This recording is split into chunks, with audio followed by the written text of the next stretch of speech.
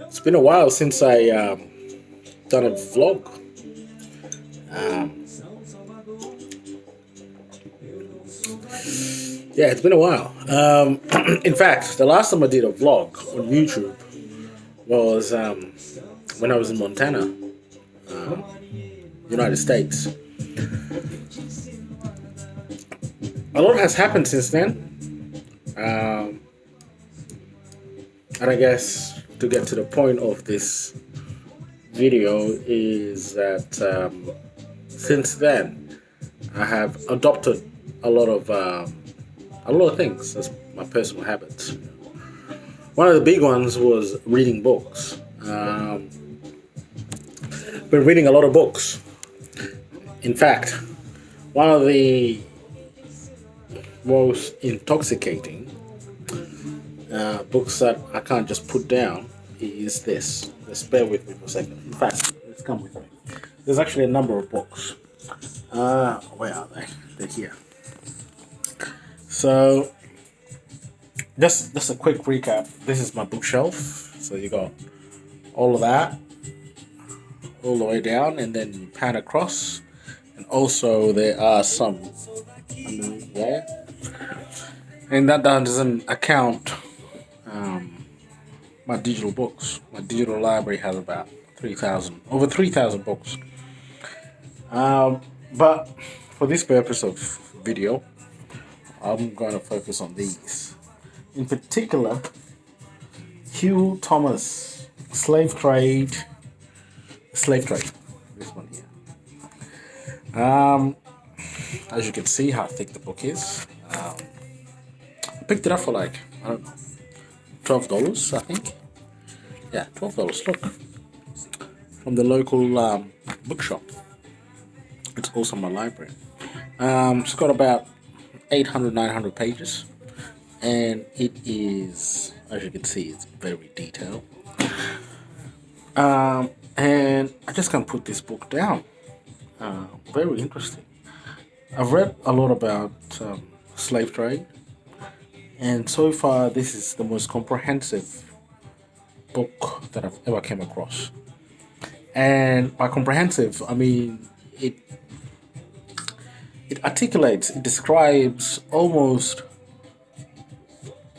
every aspect of what it's like to be a slave trader as well as slave from a slave trader's point of view. And also, I'm just 100, oh, okay, by the way, I'm 100, just under 100 pages down out of 800. And it's like so far in the 95 pages that I've read, it shed some light on some things that I was not aware of when it comes to the slave trade.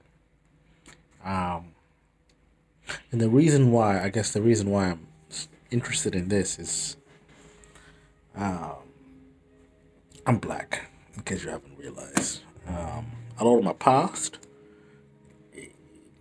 is written in this book on how people treat black people back in those ages. So obviously the title says The History of Atlantic Slave Trade, 1440 to 1870. Most of the book focuses between that period, but it also focuses on periods outside those ages that I just mentioned. And it does shed a lot of light on how people treat other people of who they think is of a lesser race, so to speak. I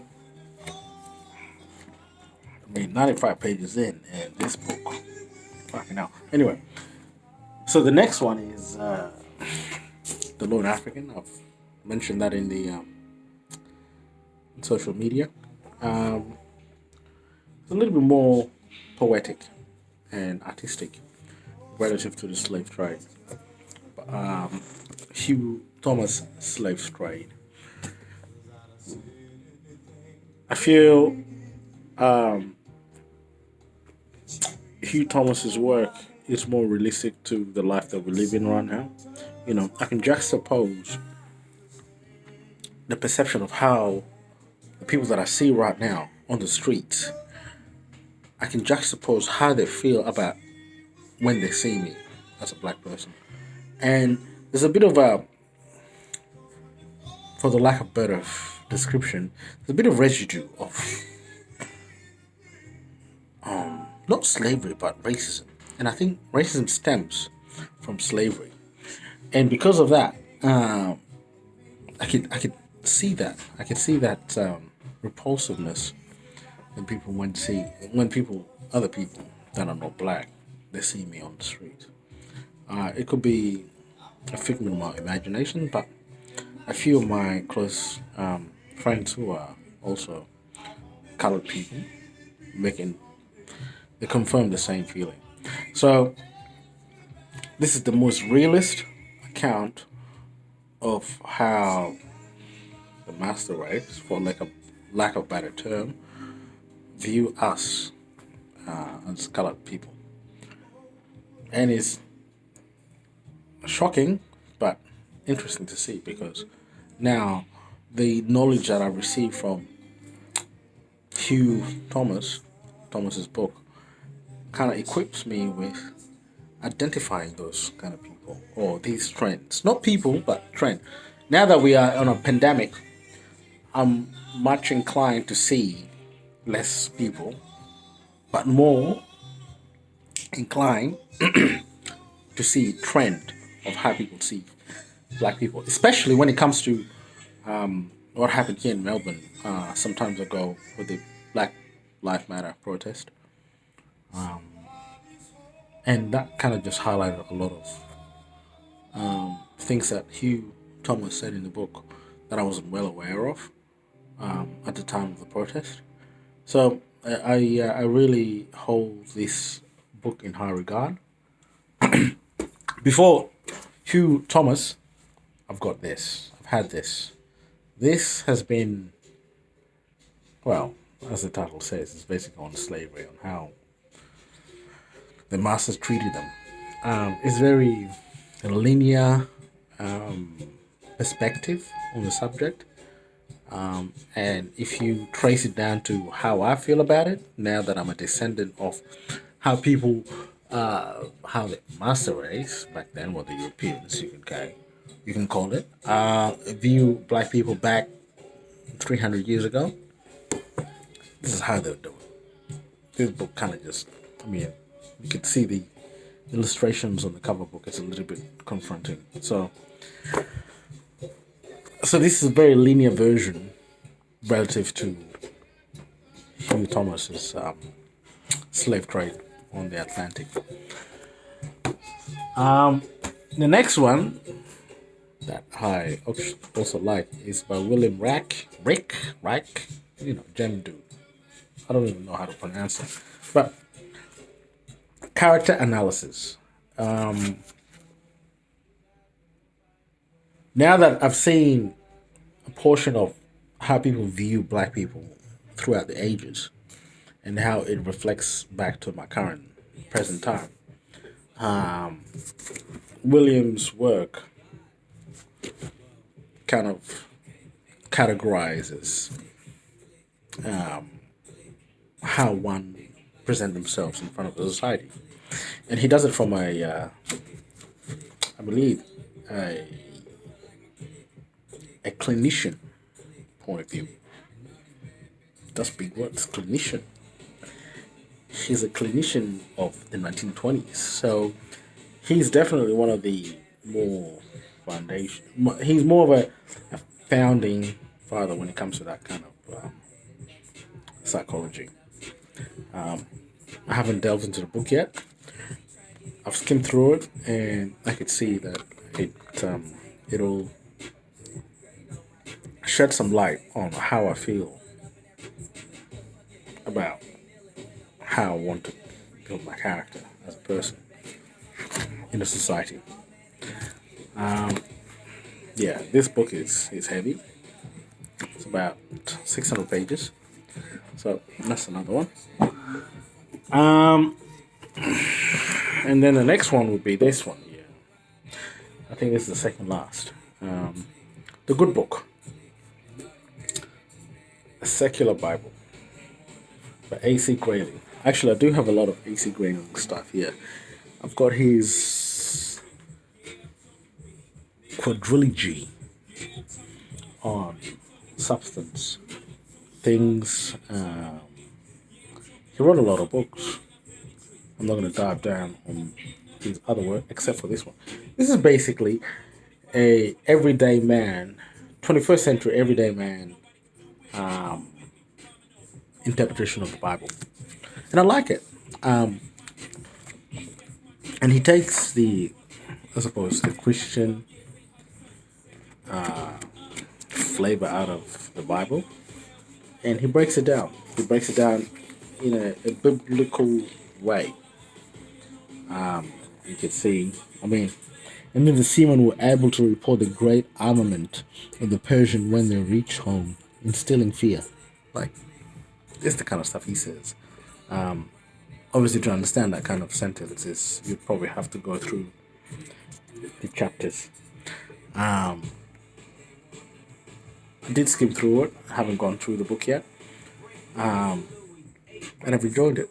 In fact, I haven't found an interpretation of Bible that is so relevant to this current day and age. I'm going to look forward to this in conjunction with the other 4 books. And Lucky Last is the message of the Quran. If you don't know, I also grew up with Arabic as a first language. And the message of the Quran is basically a translation, a translated and explained version of, Muhammad Assad's interpretation of Quran. And being an Arabic speaker, it's probably the closest interpretation that I can find. So he's got like original passages from the Quran itself in Arabic, and then he translates it to English, which I think is quite impressive, especially in a time where Muslims are ostracized in the Western world, and also to brush up my Arabic.